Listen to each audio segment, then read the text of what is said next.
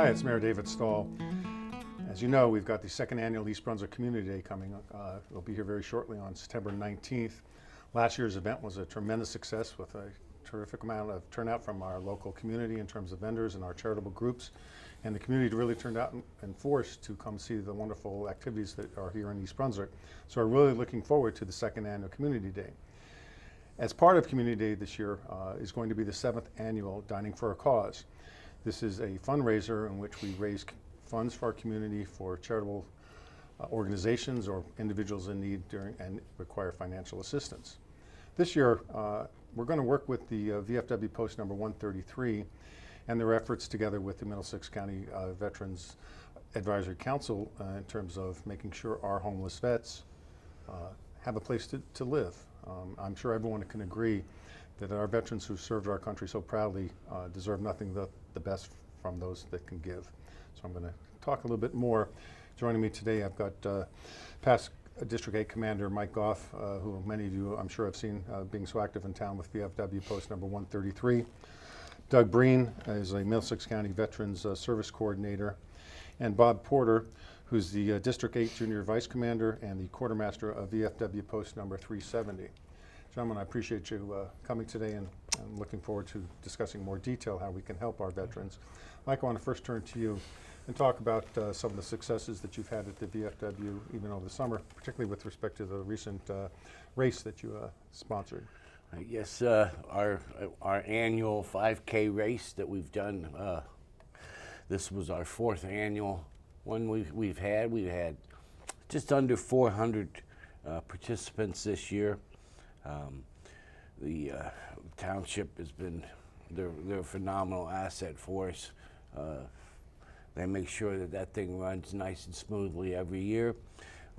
The money we raise from this, from that fundraiser goes to the Middlesex County Homeless Veterans Fund that we have set up with VFW Post 370 out of New Brunswick.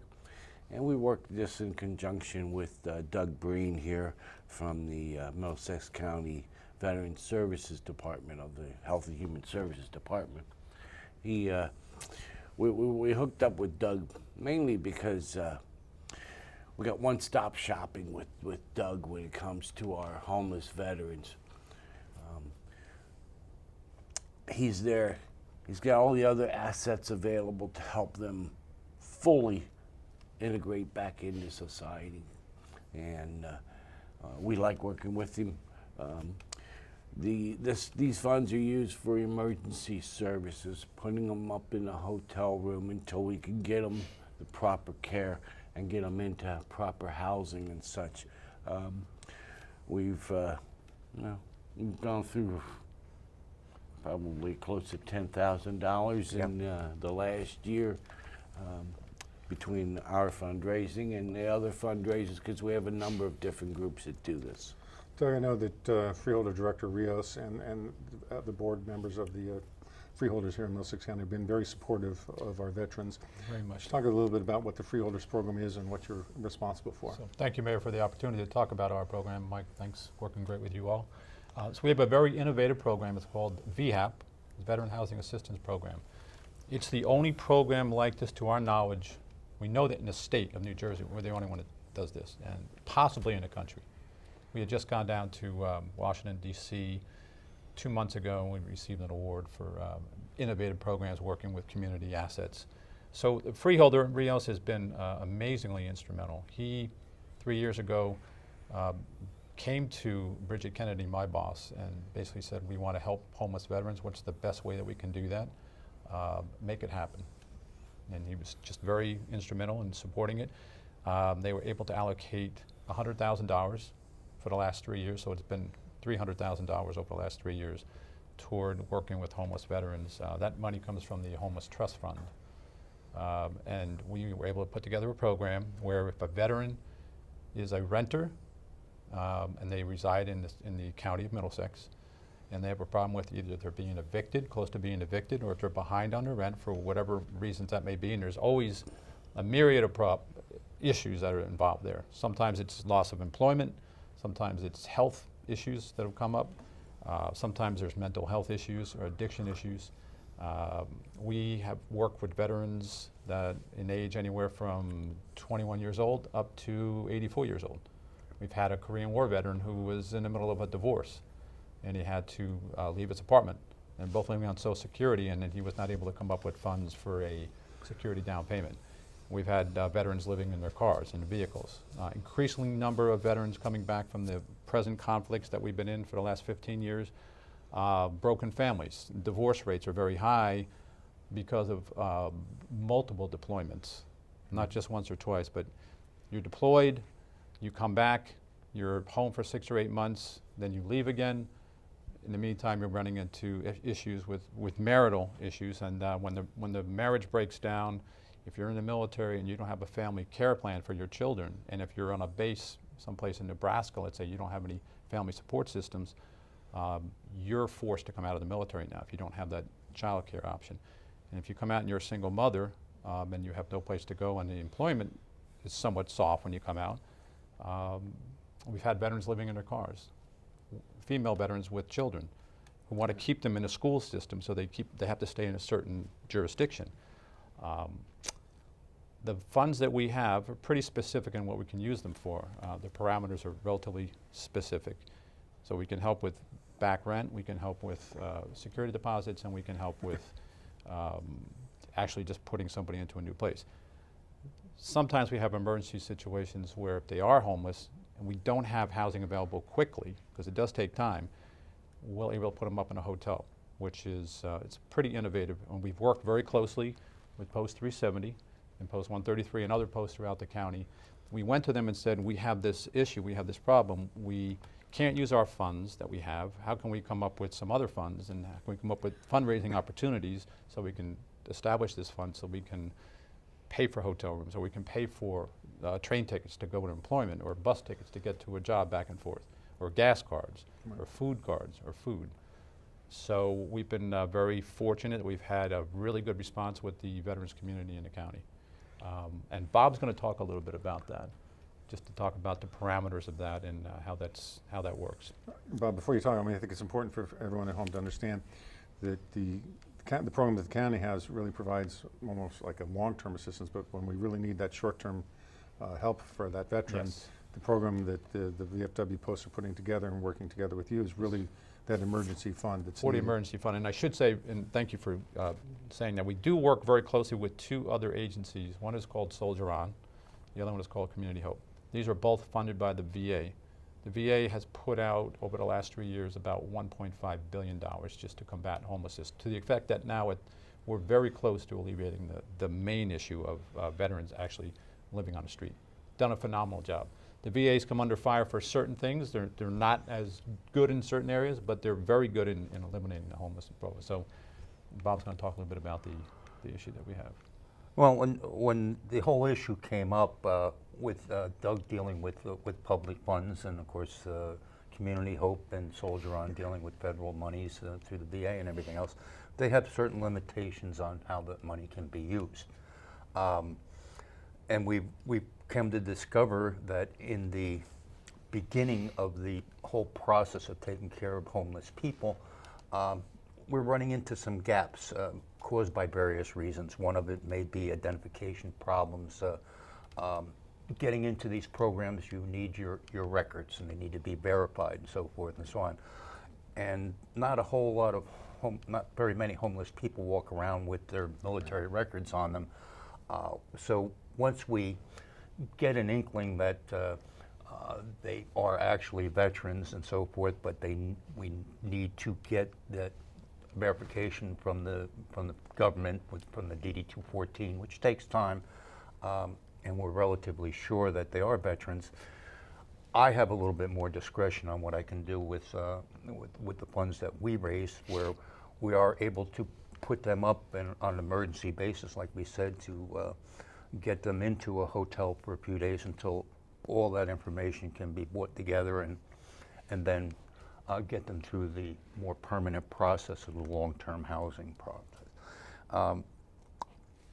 I was able to work with our other VFWs in the district, East Brunswick primarily, some American Legion posts, and some of the other organizations like the Elks out of New Brunswick and other towns have all been instrumental in the fundraising, where they all get together, do these events where they can get the funds, and basically all I'm doing is administering the funds, and because I'm so close to the county, being out of New Brunswick,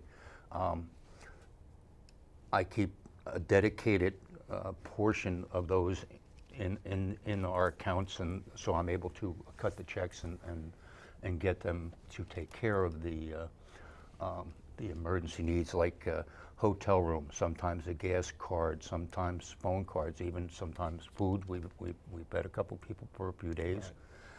Just recently, we came up with a bus ticket to get somebody to a long-term facility up in Massachusetts. Look, I mean, there was a recent article, I think it was in Robbinsville, where the elderly veteran got lost and ended up, couldn't drive anymore and went to a local motel, and the Robbinsville Police Department stepped up and actually paid the bill. But I think that is a perfect example of the need that's out there. Yes. So I want to commend, obviously, first the county for being so innovative with the program that you have, but then the VFW Post stepping up and filling in that gap, because I think it's incredibly important, particularly in emergency situations, that the vets should feel that there's always some source to assist them. Right. So I think it's a great program, not only with respect to VFW 370 and 133, but as you indicated, there's other posts and American Legions that are assisting as well. What I want to turn to is, for the folks that are watching at home who may not be able to come to Community Day, want to ask them really come out to Community Day, because it's a great event. Ask them to buy. What we're going to do for Dining for Cause is we're actually going to run the food vending that day, and then take the proceeds. We're going to work with the Portuguese fisherman. My brother-in-law, Mark Silva, owns that restaurant. He's going to work with us on that, and we're going to get the youth council involved, as well as VFW members and other people in the community to help assist us. And I've reached out to the local business community to help provide contributions and sponsorships to, again, the goal here is to raise as much money as we can to help our vets, as well as the regular charitable trust funds that comes out of that event. So if you wanted to give and help our vets, is there a way, Mike, that maybe, or Bob, that maybe can answer, how can someone at home help your program? Well, we're glad to take donations. Make the donations out to VFW Post 133, and in the memo section, put it down as Homeless Veterans Program Assistance. And we'll make sure that money gets into our dedicated fund for our homeless veterans. And it's 100% of that will go toward that fund. So there's no administrative fees or any overhead or anything of that nature. My salary is paid by the county, and Bob is a volunteer. Right.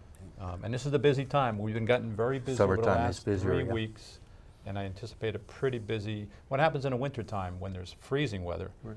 The shelters are required by state law that they have to take anybody, and so we can get a veteran in a shelter very quickly when it's very cold. But when it's relatively cool or balmy, the shelters are usually full, and so that's when we have to act. And I anticipate that the fall being a very busy season, so it would be a good time.